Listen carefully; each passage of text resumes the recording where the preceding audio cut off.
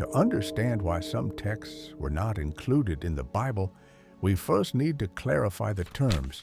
Look, the very word apocrypha comes from the Greek word apokryphos, which means hidden or secret. Initially, this word did not carry a negative connotation.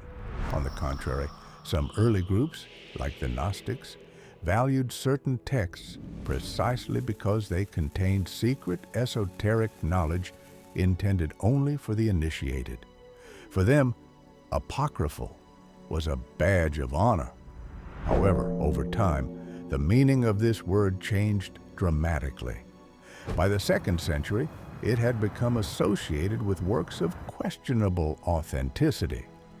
Early church fathers, such as Origen, used it to refer to books that should be kept away from public readings in the church.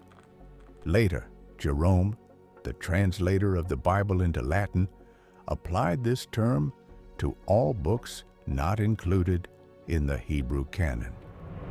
This process culminated during the Protestant Reformation, when Martin Luther set apart a specific collection of Old Testament books into a separate section called Apocrypha, noting that they were useful for reading, but not for establishing doctrine. This evolution of the word itself reflects a centuries-long struggle to define the essence of Christianity. It was not just a dispute about books, it was a battle over the nature of knowledge, authority, and salvation itself. Here, it is crucial to make a clear distinction.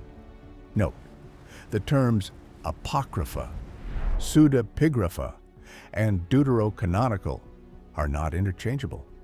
Apocrypha, as we've established, are works outside the accepted canon that are considered worthy of study, but are not recognized by all as divinely inspired. Pseudepigrapha are false writings. These are works falsely attributed to famous biblical figures like Enoch, Moses, or Peter to lend them authority. Many New Testament apocrypha, such as the Gospel of Thomas, fall into this category. Finally, deuterocanonical books, which means second canon, is the term used by the Catholic and Orthodox churches for those books that Protestants call the Apocrypha. These include books like Tobit, Judith, and 1st and 2nd Maccabees. The choice of term itself reveals the speaker's theological position. And finally, let's dispel the myth of the lost books. The popular notion that these texts were accidentally lost is fundamentally incorrect. They were not lost. They were known, read, and ultimately rejected by the early church communities for very specific reasons. However, there are also texts mentioned in the Bible itself that do seem to be truly lost to history, such as the Book of Jashar, or a previous epistle of the Apostle Paul to the Corinthians.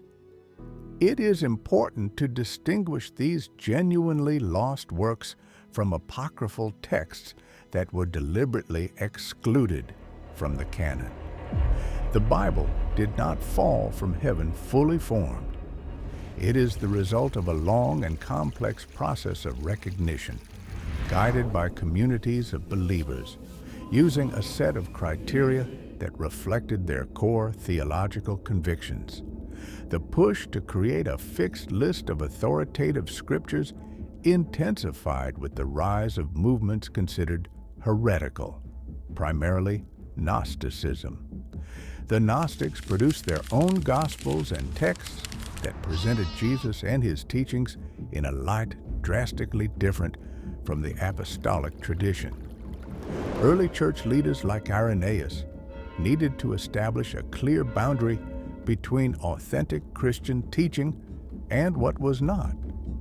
A defined canon became the primary tool for creating this boundary. The selection process was not arbitrary. Early church communities used specific criteria to determine which books should be read in church and considered authoritative. Note these 4 key principles. First, apostolicity. Was the book written by an apostle or a close associate, such as Mark, the companion of Peter, or Luke, the companion of Paul? This was the primary guarantee of authenticity. Second, Catholicity or universality. Was the book widely accepted and used by churches throughout the Christian world? Local favorites were less likely to be included. This shows that the canon was essentially a bottom-up phenomenon. Third, orthodoxy. Did the book's teaching align with the core, established faith of the apostolic tradition? Texts that contradicted foundational beliefs were rejected. And fourth, antiquity. The book had to date back to the apostolic age.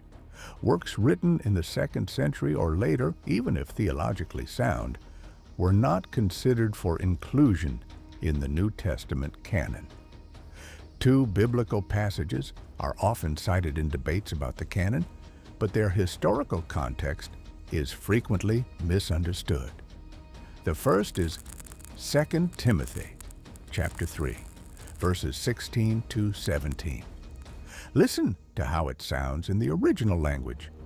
All Scripture is given by inspiration of God, and is profitable for doctrine, for reproof, for correction, for instruction in righteousness, that the man of God may be perfect, thoroughly furnished unto all good works.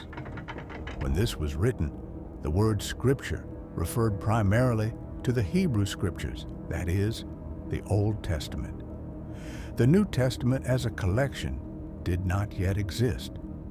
Although this verse establishes the principle of the divine inspiration of Scripture, it cannot be anachronistically applied as a table of contents for a Bible that would only be finalized 300 years later. The second passage is from the Book of Revelation, chapter 22, verses 18 to 19. For I testify unto every man that heareth the words of the prophecy of this book, if any man shall add unto these things, God shall add unto him the plagues that are written in this book. And if any man shall take away from the words of the book of this prophecy, God shall take away his part out of the book of life. This warning applies specifically to the book of this prophecy, meaning the book of Revelation itself, not the entire Bible, which had not yet been compiled into a single volume. Similar warnings against altering texts can be found in the Old Testament, which shows that this was a common scribal practice to protect the integrity of a specific work. Thus, the formation of the canon was fundamentally a conservative act of preservation, not a radical act of invention. The 4th century councils, such as those of Hippo and Carthage, did not create a new list of books, but formally affirmed the collection that had already achieved a broad, grassroots consensus in the churches over the preceding centuries. The popular image of a council arbitrarily voting books in or out is historically inaccurate. The councils were the final formal step in a long, organic process of recognition by the faithful. The most visible legacy of the canon disputes is the different versions of the Old Testament used by Protestants, Catholics, and Orthodox Christians. This division is rooted in the choice between two ancient manuscript traditions. The key to understanding this difference lies in two ancient collections of the Old Testament. The first is the Septuagint, a Greek translation of the Hebrew Scriptures compiled several centuries before Christ. This was the primary version of the Old Testament used by the apostles and the early Greek-speaking church. It contains the deuterocanonical books such as Maccabees, Tobit, and the Wisdom of Solomon. The second is the Masoretic text, the standard Hebrew Bible used in Rabbinic Judaism today. Its canon was finalized centuries after Christ and does not include the deuterocanonical books. During the Protestant Reformation in the 16th century, reformers like Martin Luther sought to return to the original sources of Christianity. For the Old Testament, they favored the Hebrew Masoretic text over the Greek Septuagint. Luther did not simply discard the deuterocanonical books. In his 1534 German Bible, he was the first to gather them into a separate section between the Old and New Testaments, which he named the Apocrypha. He considered them books that are not considered equal to the Holy Scriptures, but are useful and good to read. This set a precedent for Protestant Bibles, which for centuries included this section before publishing societies in the 19th century began to omit it entirely to reduce costs. The Catholic Church responded to the Protestant challenge at the Council of Trent. In 1546, the Council issued a decree that definitively and infallibly affirmed the canonicity of the deuterocanonical books, fully integrating them into the Old Testament. Understand, this was not an addition of new books, as is often claimed, but a solemn affirmation of the canon that had been consistently upheld by the Church since the councils of Rome, Hippo, and Carthage in the 4th century. The Eastern Orthodox churches also base their Old Testament on the Septuagint and therefore accept the deuterocanonical books. Their canon is slightly broader than the Catholic one and includes additional books, such as 3 Maccabees. Some traditions, like the Ethiopian Orthodox Church, have an even broader canon that includes books like the Book of Enoch. The Reformation's decision to remove these books was driven by both a text-critical principle and theological convenience. The principle of returning to the Hebrew canon conveniently served the theological goal of removing biblical support for Catholic doctrines that the Reformers rejected, such as prayers for the dead. The second book of Maccabees contains one of the clearest biblical references supporting this practice. Thus, by rejecting the Septuagint's canon, the Reformers not only followed their principle, but also eliminated the strongest biblical foundation for a doctrine with which they disagreed. Let's look at specific examples of non-canonical texts to understand why they were excluded. Their content is often unique and challenges traditional views. Let's start with the Book of Enoch. This is an ancient Jewish apocalyptic text attributed to Noah's great-grandfather.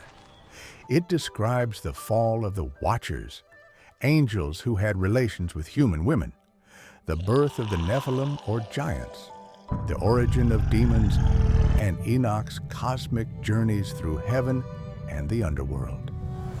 Despite its popularity in the Second Temple period and a direct quotation in the New Testament, its theology was deemed problematic. Its complex angelology and demonology went far beyond what was contained in the Hebrew canon. Nevertheless, the Epistle of Jude quotes it directly. Listen to verses 14 to 15. And Enoch also, the seventh from Adam, prophesied of these, saying, Behold, the Lord cometh with 10,000s of his saints to execute judgment upon all. This proves that early Christians read and valued this book, even if it ultimately did not make it into the canon. Another example is the Gospel of Thomas. This is not a narrative gospel like Matthew, Mark, Luke, or John, but a collection of 114 secret sayings of Jesus. It has no account of Jesus' life, death, or resurrection. Its underlying theology is Gnostic. Salvation comes not through faith in the resurrected Christ, but through gnosis, secret, esoteric knowledge that awakens the divine spark within a person. This directly contradicts the Orthodox emphasis on the physical death and resurrection of Jesus as the central saving event. Some sayings are simply bizarre, such as, "Blessed is the lion that a man will eat, and the lion will become a man," or "Every woman who makes herself male will enter the kingdom of heaven." Such teachings were deemed heretical. The first and second books of Maccabees are valuable historical chronicles of the Jewish revolt against the Greek Seleucid Empire in the 2nd century BC. They detail the desecration of the temple by Antiochus IV Epiphanes, the rebellion led by Mattathias and his son Judah Maccabee, and the rededication of the temple, an event celebrated in the Jewish festival of Hanukkah. As mentioned, 2nd Maccabees contains passages that support doctrines that became a key point of contention during the Reformation. Finally, there are the so-called infancy gospels, such as the Infancy Gospel of Thomas. These texts sought to satisfy popular curiosity about what Jesus was like as a child, a period the canonical Gospels almost completely ignore. However, these stories are often fanciful and theologically problematic. In the Infancy Gospel of Thomas, the young Jesus is depicted as a superpowered, sometimes petulant child who uses his divine abilities to strike other children dead or blind them and then heal them. Such a portrait of Jesus was incompatible with the Orthodox understanding of his character and divine nature. Look, the excluded books are not just less inspired versions of the canonical ones. They often represent entirely different religious worldviews that were competing for the soul of early Christianity. The Gospel of Thomas offers a different path to salvation. The Book of Enoch presents a different cosmic system. Thus, the Canon is a record of the victors in this contest. By reading these texts, we see the theological paths that were not taken